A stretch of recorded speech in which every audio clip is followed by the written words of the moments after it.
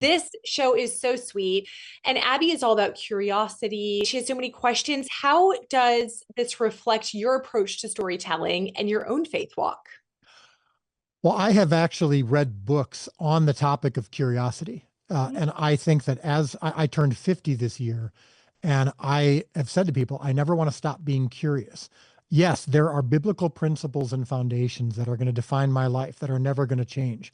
But my understanding of them, my perspective, my ability to relate with others, I never want to stop being curious about what God has for me, about what life has for me. And I want my kids to be the same. And I think that's what Jesus meant when he said how much he wanted even adults to have the faith of a child.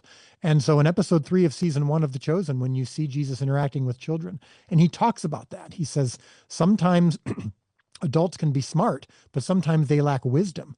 And he encouraged them. He said, never lose this childlike faith, never lose this curiosity, never lose this whimsy. That's the thing about The Chosen Adventures that I'm proud of, is that there's a curiosity and a whimsy to it that I think isn't just for kids.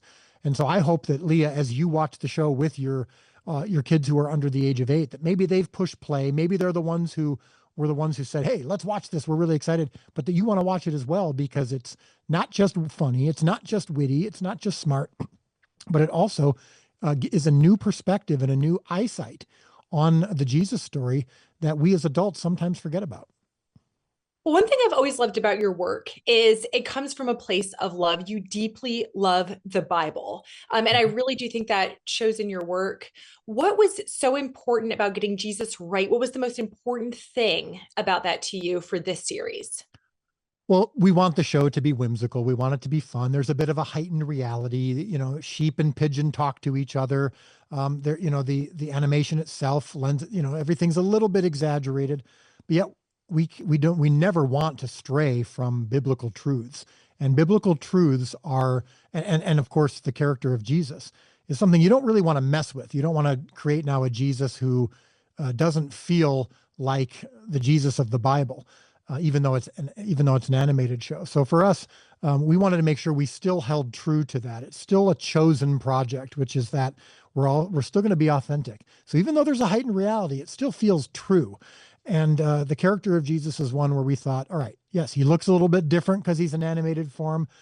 He's talking a little bit differently because he's talking to a child, and this is an animated series, but I never want to stray from the character and the intentions of Jesus in the Gospels. And I do believe that humor and whimsy and the ability to connect with kids is an essential part of the character of Jesus. Yeah, absolutely. Dallas, thank you so much. Yeah, so good to talk to you, Leah. We'll do it again soon. Thanks for watching. If you enjoyed this video, please like and subscribe for more Christ-centered journalism.